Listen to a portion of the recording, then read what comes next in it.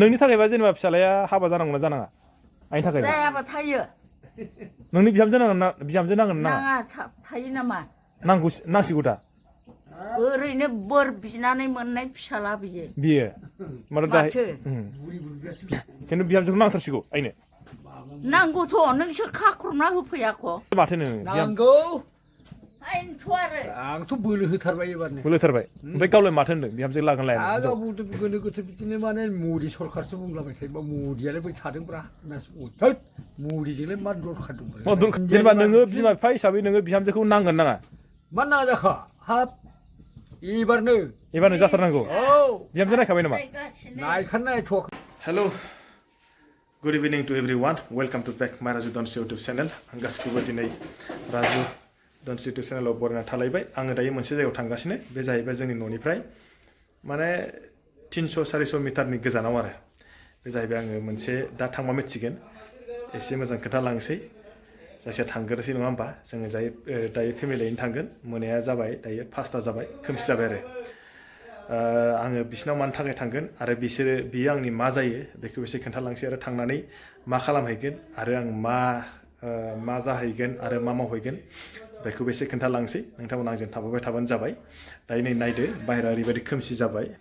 बेनो जाबाय आं न'निफ्राय स्टार्ट खालामलांसै नै एसे लाइट होनि र' खोमसि जाबाय नै वा नुदोंना नै सासे सिगाङावसो थाबाय बेखौ बाइक सालायनो खोन्थानो सालायानो बियो मायदि मानसिलि बिलाय मामिखौ फट' साबायनो फट' फैलायखोब्रा बबाव थांनो नायदो नोलाबारि दासो मुलि माइ जुदोना वा जायखिया थांनानै जोङो मोनहैबासो खोन्थालांसै नङा होमबा नोंथांमोनाबो थांफाबाय थादों आंजोंहाय मा हरावनो मा लायना दिसलाय मा बेदरलाय दासो इमान मोनायावनो आयु मोनायावनो दासो बेदर लायनो बिस्रा नुदोंना हनै ओरैबायदि खोमसि नुदोंना नै गासिबो खोमसि जाजोब्बाय गथ' गथाय सानैजों भगबान बिदि हरावसो बेदर लायनो नागिरबायलै गिलु बालुनो नुदोंना नै बिदि खोमसियावहाय टर्चबो लाबावाखैसो आसुरितलै खोमसियाव नै जों न'आव मोनफैबाय सोरबा मा खालामदोंलै हाबाब नै दासो हरावसो न' सिबलाबाय बिस्रा मारा होदों मारा होखांबाय मा जाखो सोर मा जादों बोरो मा जाखो सोर मा जादों मा गाबदों मा जादों मा बिदों बैनाय बोरो अबेसिम मोनफैखोनो हा अबेसिम मोनफैखोनो सोंलाय र' आं हरनि र' होमबालाय जोंखौलाय माथो लेंहरलाबायखो नै आं अदाबो मोनफैबाय माथो जेबो सङाखै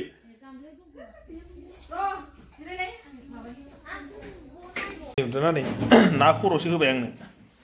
ओरैजाय नै बिहावसोआ मा लादोंथाय मा लादोंथाय मिथियालै नै बिनि बिहावसो ओरैजाय नै इसोरो माथो लेखा फरायदिया हा दिबिया लेखा फरायाखै मा जाखो हो मा जाखो मानो बुनांगौ जाखो दादाखौलाय से ओरैबायदि गिदिर थानाय नुदों ना एथ' गिदिर थाङो थाया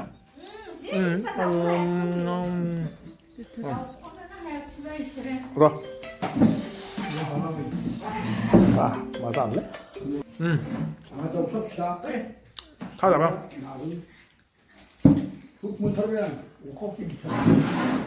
मालाय खाजानो मोजां मोना बिराद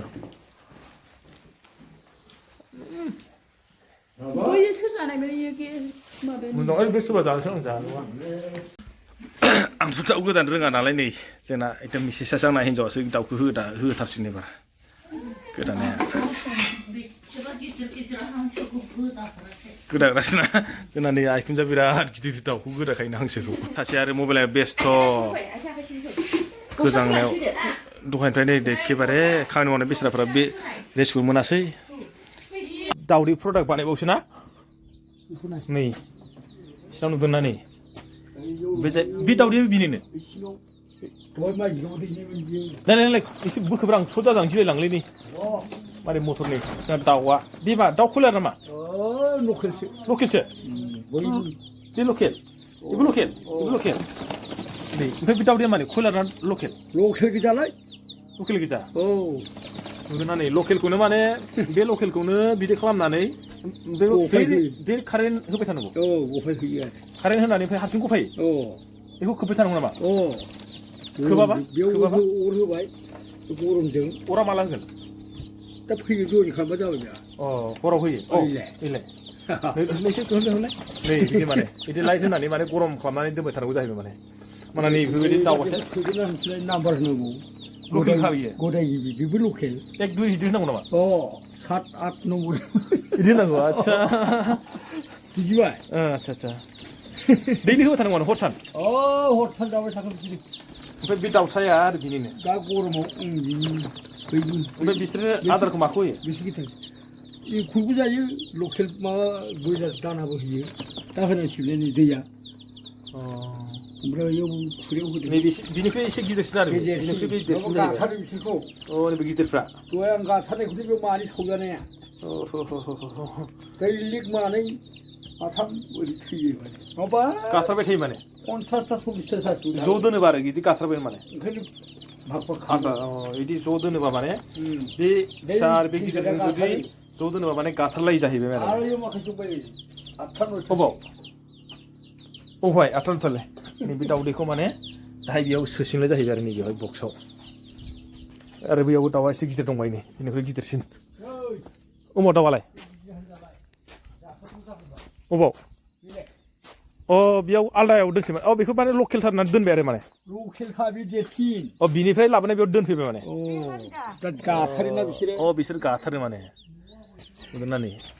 बिसोर माने लकेल जाहैबाय नै दोननानै गुवाहाटि सहैबाय जरासे जरासे गुवाहाटियाव फैसाबो लायासै ओमफ्राय माने दाउदैखौ गफायनो खै माससो लायो 15 दिन 15 दिन 20 दिन गखानायब्ला 15 दिन 20 दिन 25 दिन 15 दिन 20 दिन बिदि नांगौ आरोखि आरो 30 दिनखौनो हमदो एक मास आदसा माने जेनेबा ओइ दाउ बिमा लकेल दैनायखौनो इयाव लाबोनांगौ औ 13टा दोनबाय आं इयाव दोनबाय दा बेखौ होफासिन बैयाव अ बिमा गनांला बिमा गनांला आरो बेयावनो माने बेयाव दैनायखौ इयावनो लाबोना होफैबाय थासिगोन अ बेयाव बिमा 8टा 9टा दं नालाय औ बे बिमाया दैबाय थागोन बेयाव दोनफैबाय थागोन आदसा आदसा आदसा गला जायाना दैसेबो जाया दैसेबो गला जाया सोरनिबा माथो दाउफ्रा माने बिमाफ्रा गनायफ्रा गला जायो बिमा गनाया मिसा सिलेनाय गला गला माथाम माब्रैल' दै माबा गफायो खिन्थु बेयाव दोनबाथाय गला जाया गला जाया 100% जायो आरो ना एकदम दैथामाव दोनबा दैथामबो गफायगोन 100टा दोनबा 100टाबो गफायगोन औ बेबायदि मेसिनारि बेना ओंखारबाय थागोन आरो ओमफ्राय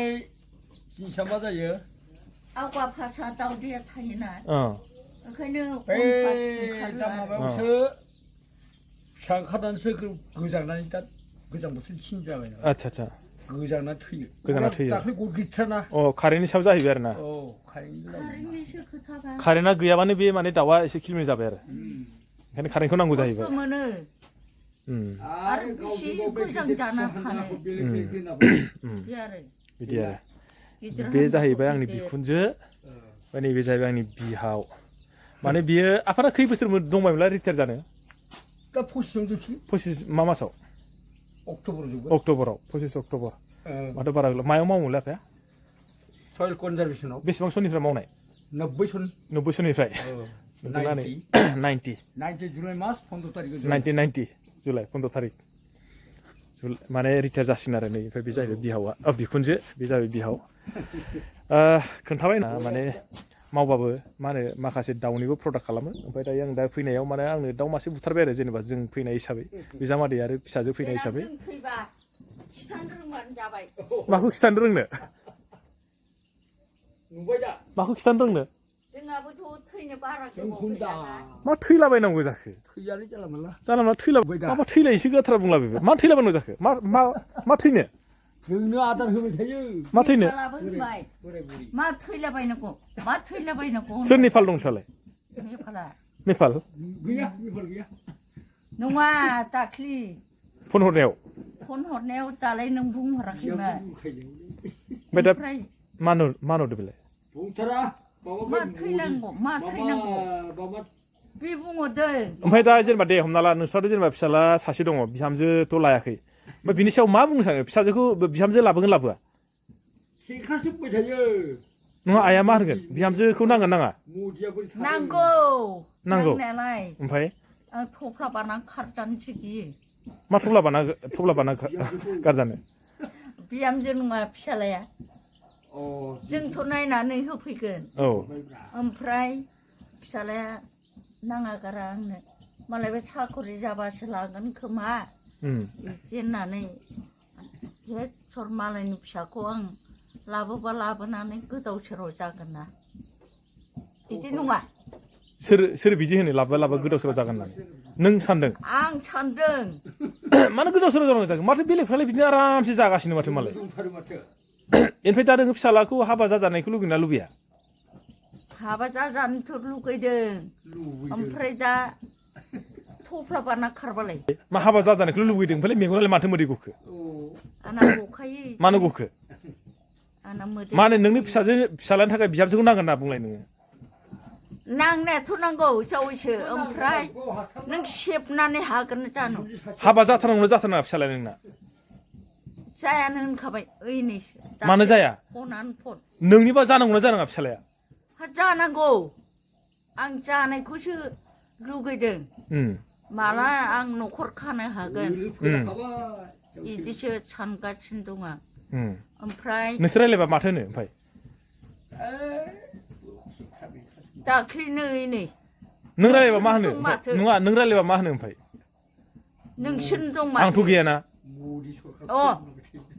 माबा मदि सरखार नांलायगौनो मा मदि सरखार नांलायगौ नोंनि थाखायबा जेनेबा फिसालाया हाबा जानांगौना जानाङा आंनि थाखाय जायाबा थायो नोंनि बिहामजो नांगोन ना नाङा थायो नामा नांसिगौ दा ओरैनो बोर बिनानै मोननाय फिसाला बियो माथो बिहामजोखौथ' नांथारगौ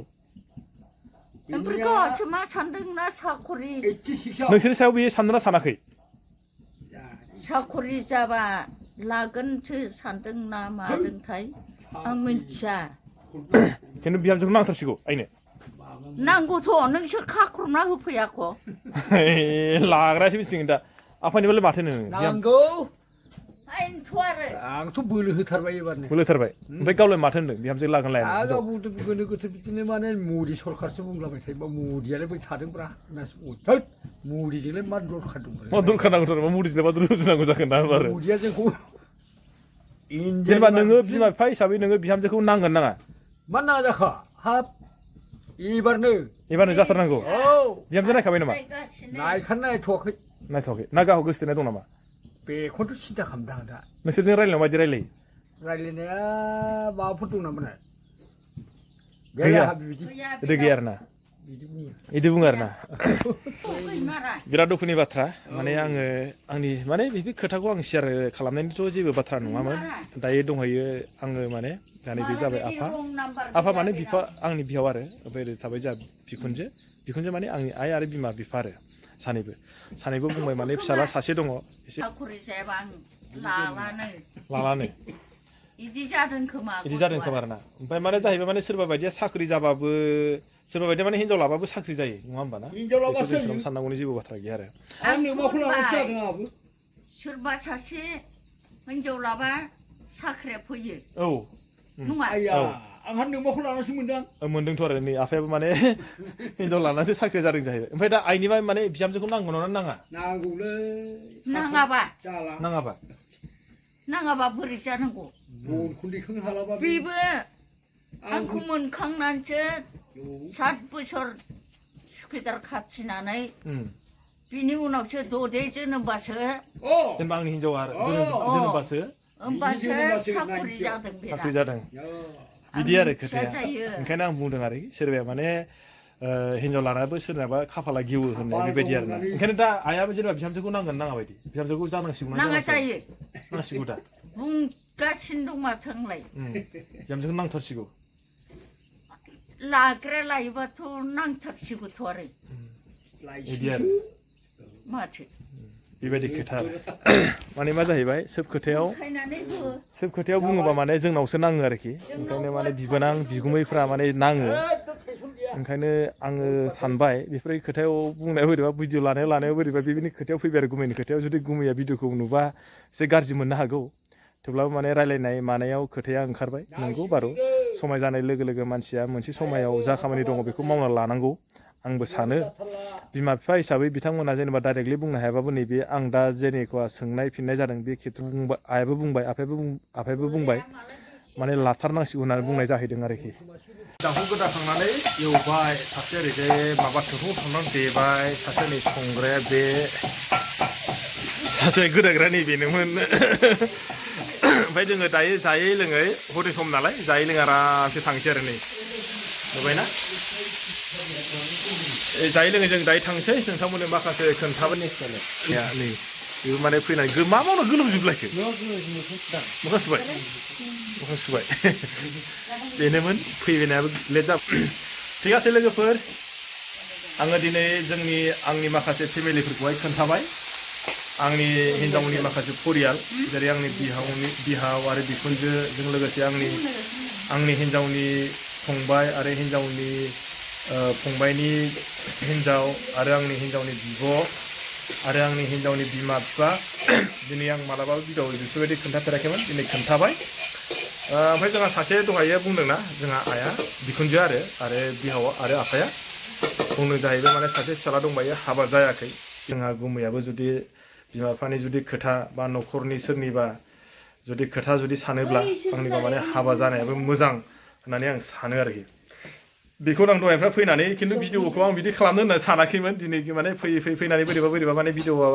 रायलायलाय मालाय भिडिअआ माखासे बोरैबा खोथा ओंखारलांबाय आरोखि जेनेबा पार्सनेलि नोंथांमोना गाज्रि मोननाङा थेवबाबो आं माने गावनि पार्सनेलि खोथासो आं बुंना होदों बेनिखायनो नोंथांमोना जुदि माबोरै सानदों आरो सोरबाफ्रा जुदि मा सानदों जुदि माबाफोर जुदि सानदोंबा कमेन्ट बक्सआव हदाय माने मेसेज खालामनो हागोन बा कन्टेक्ट नाम्बार दंखायो कन्टेक्ट नाम्बारावबो फन खालामनानै सोंहरनो हागोन बा रायलायहरनो हागोन आं बेखौ माने मिजिंथिना थाखाबाय ओमफ्राय आङो भिडिअखौ बारा गोबाव खालामनो सानला माने मोनानायबो जाबाय नालाय दायो जों माने जायै लोङै थांनोसै दहायबो दाउ एसे गोदानाय दाउ सावनायखौबो एसे खोन्थाखाबाय ओमफ्राय दायो लास्टआव आङो माने ओंख्रि संनायखौबो खोन्थाखाबाय मानो होनना बुंबा आङो दहाय फैनायनिफ्राय खोन्थाखाबाय आरो आङो माने न'निफ्राय फैनाय आरो आंना बिखुनजोआथ' गामि खाथियावनोखा बारा गोजानाव नंखाया नालाय बेखौबो खोन्थाखाबाय आङो नोंथांमोना जुदि नायनानै मोजां मोनदोंबा हाजासे लाइक आरो शेयार खालामनो हादो जाय बिथांमोना दिनैसिम आंनि चेनेलखौ नायदों आरो जुदि साबसक्राइब खालामाखै साबसक्राइब खालामनो दाबाव आरो जाय बिथांमोना माने फेसबुक पेजाव नायो बिथांमोनखौबो पेजखौ फल' खालामनानै होनो थाखाय आं खावलायबाय आरो जेसेबां हायो माने फल' खालामनानै आरो शेयार खालामना होदो आरोखि अके बाय बाय लोगोफोर दिनै भिडिअखौ आं बेखिनियाव दोनथ'बाय नेक्स्ट भिडिअ लोगो मोनसिगोनला अके बाय बाय